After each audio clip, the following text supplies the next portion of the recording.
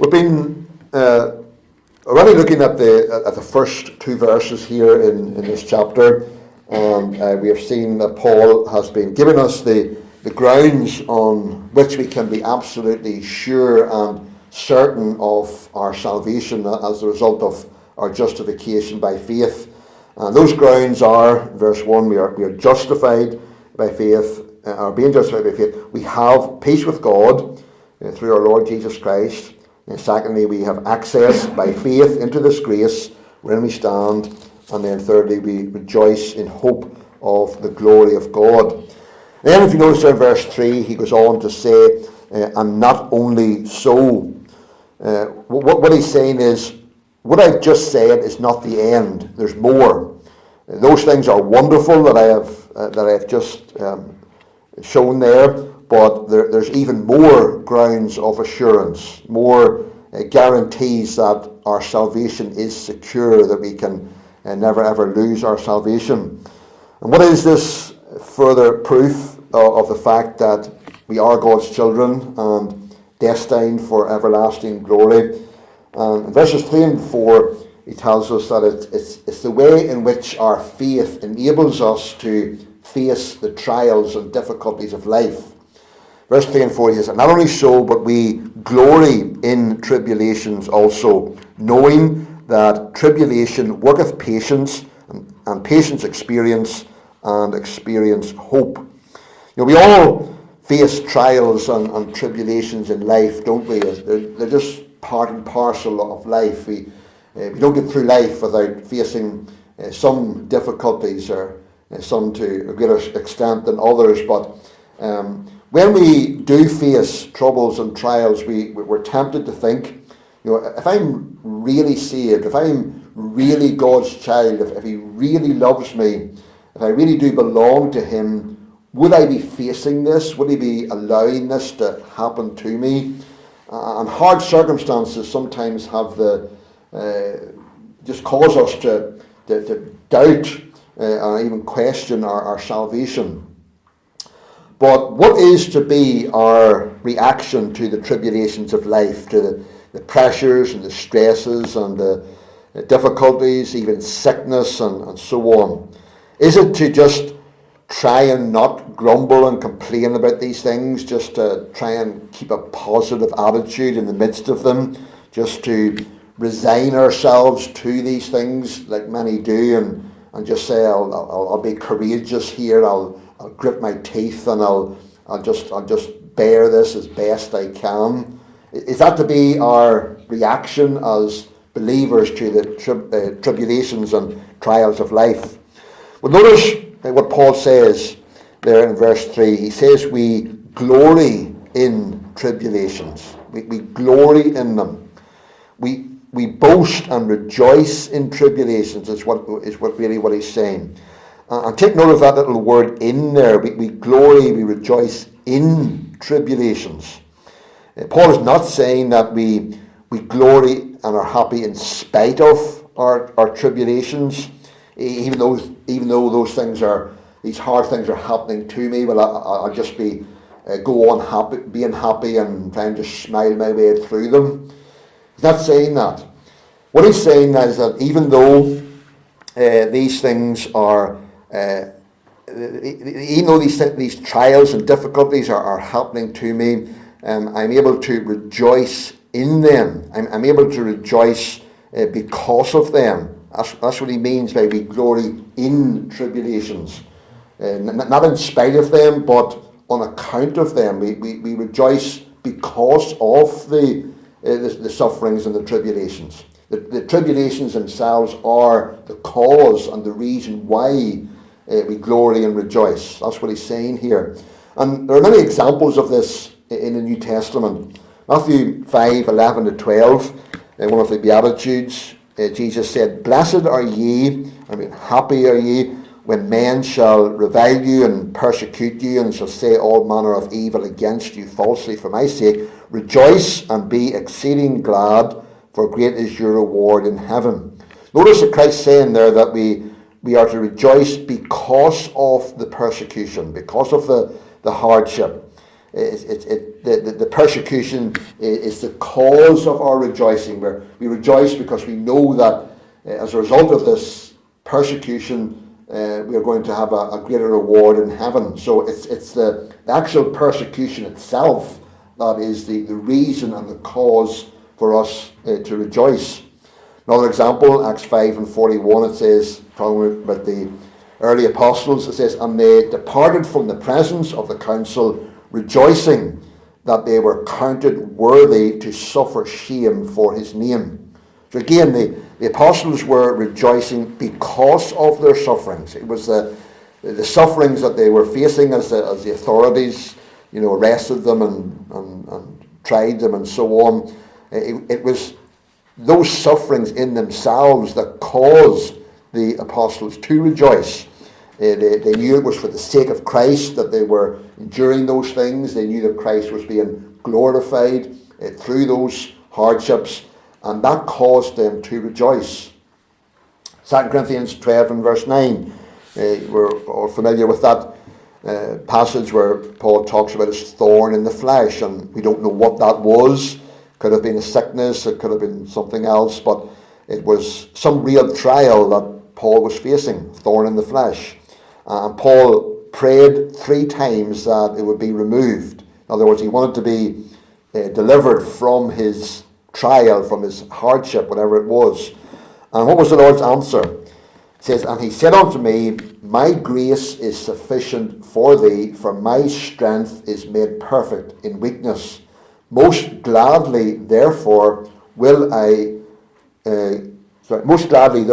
rather glory in my infirmities, that the power of Christ may rest upon me. So again, we find Paul is glorying, he's rejoicing in his weakness. He knows that because of his weakness, whatever that affliction was, in his weakness, Christ's power was made perfect through him. So because of that, he was able to rejoice, because in his weakness, he knew that the power of Christ was resting upon him. So these are just some examples of people being able to rejoice because of their sufferings, not in spite of them, just trying to be happy and trying to rejoice even though they're going through these hard things, but actually rejoicing because of the actual hardship or trial.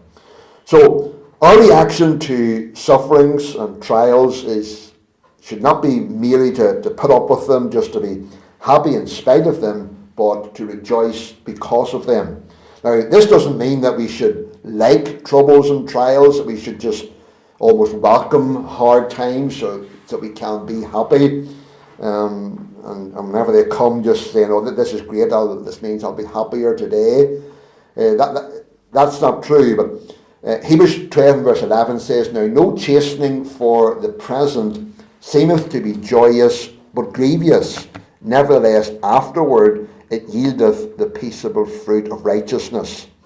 We are human, and trials do knock us, and especially when hard times first come, we do at times feel floored by them. We feel knocked, don't we?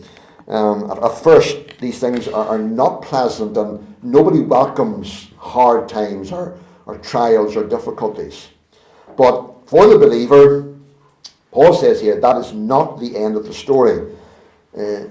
Because we naturally don't like troubles and they do get us down, we almost use that as an excuse sometimes to stay down. I can't help being down, we say. After all, I'm just human. We're really, whenever we respond like that, we're responding no different than the world. People who don't know the Lord. The difference between us as believers and people who don't know the Lord is that we have a faith in the Lord. That's something that we have that unsaved people don't have. They have a lot of them claim to have some type of faith, some belief in God perhaps, but we know that it's only the true believer who's truly trusted Christ, repented of their sin, that has a true faith in the Lord. And that's something that every unsaved person doesn't have. And so When trials and difficulties come our way, yes, initially we are knocked, but then we can take our faith that we have in the Lord and we can apply that faith in that situation, in that circumstance. Our faith in God and in His purposes for us tells us that we know certain things. Certain things are true of us and our trials. What are those things? Well, Paul lists them here in verses 3 and 4. He says, knowing that tribulation worketh patience, and patience experience, and experience hope.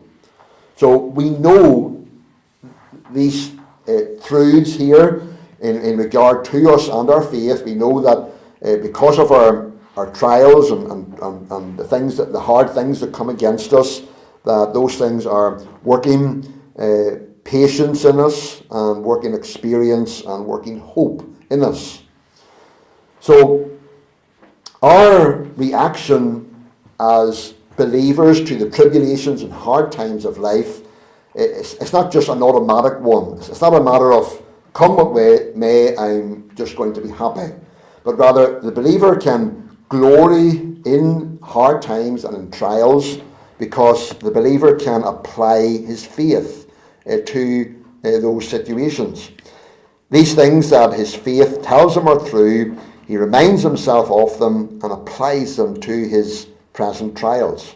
So what are these things that are true of the believer in regard to his trials? So the first one there that Paul mentions is, he says, knowing that tribulation worketh patience. So the troubles and the tribulations of life, Paul tells us, are working patience in us. That's something we know is true. And so we can apply that to whatever trial comes our way. Our tribulations are working patience in us, Paul tells us here. In other words, there's a process that's going on. Something is being produced in us by these trials, a final product. That product is patience. God allows things to come into our lives, hard times, difficult times, because He's working patience in us through those trials. What is patience? The word patience here means constancy, or the ability to go on patiently enduring. So Paul says that tribulations work or produce this endurance in us, this ability to endure. And how do we do that? Whenever trials come, we realize in a fresh way that we need the Lord. We realize that these things that are happening to us, they're too big for us to handle. How often we feel like that, don't we? When really hard times come, we feel, this is too great for me to handle. I can't handle this by myself. We're very conscious of our own weakness. And what does that do for the believer? It drives them to the Lord. It drives us to Him, to look to Him for His grace and for His strength to enable us to face those difficulties and trials. Trials help us to know ourselves better, don't they? You know, we sail along in life sometimes thinking that we can handle it, that we can handle whatever comes our way. We think we have faith that can meet anything that comes along. But then a particular trial comes along and it floors us. It absolutely shakes us. Our confidence in ourselves is knocked. We realize that we are not as strong as we thought we were, and that drives us back then to a sense of dependence on Christ. Trials and troubles have the tendency, don't they, to drive us afresh to Christ. When things are going well in life, we're not as conscious of Him as we should be. We're not as conscious of our need of Him. We tend to forget Him in a sense. There's nothing like hard times to drive us back to Christ, to focus our minds and our hearts upon Him, to spend time with Him, and living in dependence upon Him enables us then to face the trial and to patiently endure the tribulations. Then whenever further trials come along, Instead of getting flustered and all bent out of shape, we're steadier because we have learned through a previous trial to depend not upon ourselves, not upon our own strength, but to be able to depend on Christ and his strength that's always made perfect in weakness. So that's how tribulation worketh patience, constancy, endurance. The more trials we face and the more we're cast upon the Lord in those trials, the more we learn how to endure trials by looking away from ourselves and looking to Christ and trusting in his power, his strength to enable us to face those. So that's the first thing. Tribulation worketh patience. But in the second thing, it doesn't end there. He has a patience experience. So patience is working experience. The word experience here really means proof or trial. We're familiar with the idea of testing something to see whether or not it's true and genuine. Gold, if out in Africa, we're not in our particular area, but more up the north of the country, and another missionary who will help me with some of my translation checks. In her area, they dug gold, and whenever someone finds what they say is gold, it's obviously has to be tested to make sure that it's genuine, or even to know how strong that gold is. So gold is tested. It's put through a fire to test it, to see if it's genuine. If someone claims that they found gold, it has to be tested to see whether or not it is genuine gold. 1 Peter 1 verse 7, Peter says that the trial of your faith, being much more precious than of gold that perisheth, though it be tried with fire, may be found unto praise and honour and glory at the appearing of Jesus Christ. So Peter likened the trial of our faith to gold being tried, and he said that our faith is much more precious than gold. Gold is something, as far as the world is concerned, it's the most precious, the most valuable metal that there is, the most valuable thing that someone can find or have, gold. But our faith, Peter tells us, is more precious even than gold. And our faith is tried to see whether or not it is genuine. Trials test us and our faith and tell us whether or not our faith is genuine. Peter goes on in the next verse in that chapter to say, whom having not seen ye love, in whom though now ye see him not, yet believing ye rejoice with joy unspeakable and full of glory. So in other words, he's saying that the trials of life that try our faith to see whether or not it's genuine, when those trials come along and when our faith is tried, if our faith is genuine, what happens is we are driven back to Christ. Our love for him is deepened, and our faith in him is strengthened. That's if our faith is genuine. When trials come and test our faith, then that's what happens. We're driven back to Christ, back to a deeper love for him. And so the test then as to whether or not our faith is genuine is, do the trials of life drive us back to Christ, to a deeper love for him and our faith strengthened in him, or do they drive us away from him and cause us to abandon our supposed faith in him? Jesus warned in the parable of the sower of those whose faith was not genuine, those who had a false faith.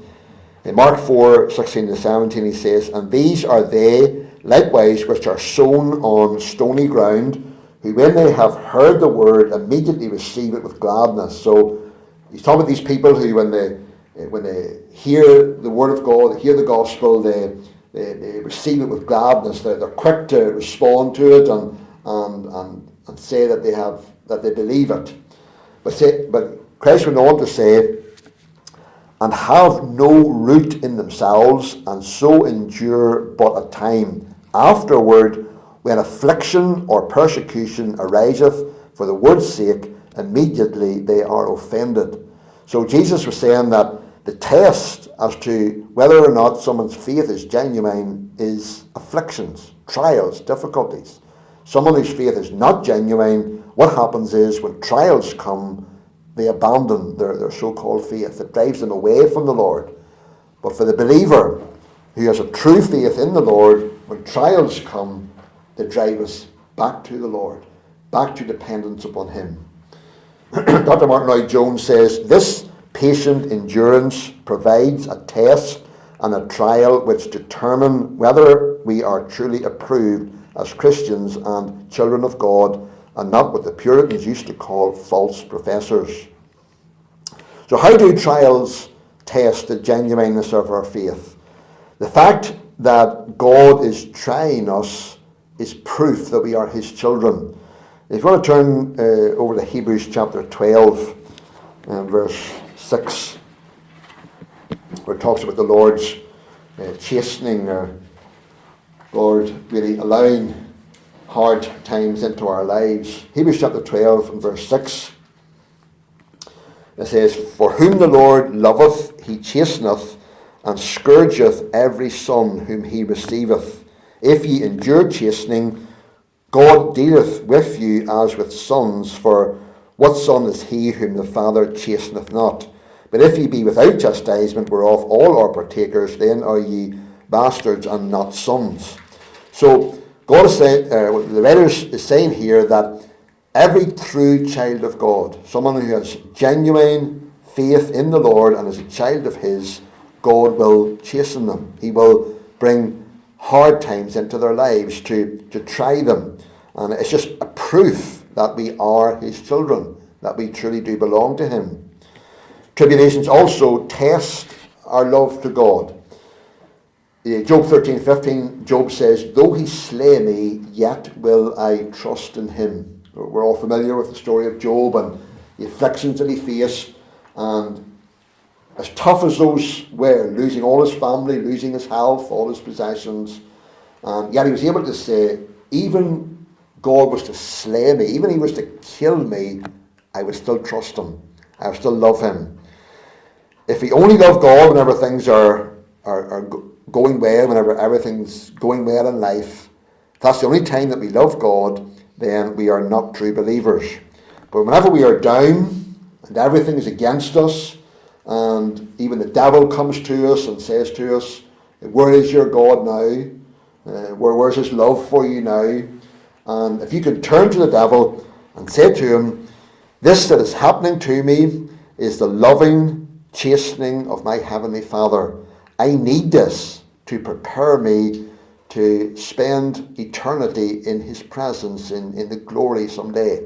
If you can turn to the devil and say that, when trials and difficulties come to you, then you can have an assurance that you are really saved, that you're really a child of God. When you're conscious that his dealings in your life are trying you and are preparing you for even to be with him forever. You know, think of the steel that goes into an aeroplane or a large bridge. That steel has to be tested. Will it stand the stress? That bridge is going to be carrying constant heavy loads. That airplane is going to be facing different atmospheric pressures. That steel needs to be able to stand up to all of that pressure. And so that's why the steel that goes into those things has to be tested, has to be put through a furnace. And that's what tribulations do for us. They put us through a furnace, as it were, and they're testing our faith to purify it and to make it strong. But it doesn't end there. The third thing then, Paul says, is that experience works hope. So our testing through the trials of life works hope in us. And what is this hope? It's the hope that he talked about in verse 2, the hope of the glory of God. So trials and tribulations strengthen our hope in heaven and the glory of God that we're going to share in there someday. As we face difficulties and trials, we know that God is using those to prepare us for his presence and for that glory. 2 Corinthians 4:17, for our light affliction, which is but for a moment, worketh for us a far more exceeding and eternal weight of glory. So trials strengthen our hope of heaven and glory. We know that God is using them to strengthen us and to perfect us. He's using them to conform us more into the image of Christ. Until that day, we will stand in his presence and will not know any more troubles or trials, because our faith will then be perfect. We will stand in his presence, as Paul said, without spot or wrinkle, absolutely perfect. This is why Paul says here we can glory in tribulations. We can rejoice in our tribulations because we know that they're preparing us for everlasting glory. Can we say with the psalmist, it is good for me that I have been afflicted? Good, not in the sense that the trials in themselves are nice and pleasant to face, but because we know that the trials, as Paul says here, tribulation is working patience in us. That patience is working experience, and that experience is working hope in us. And God is using all of these things in our lives to ultimately glorify him. So trust that will be encouragement to our hearts, and that God will help us to even apply these things whenever we are facing difficulties and hard times. So Lord, bless that to our hearts tonight.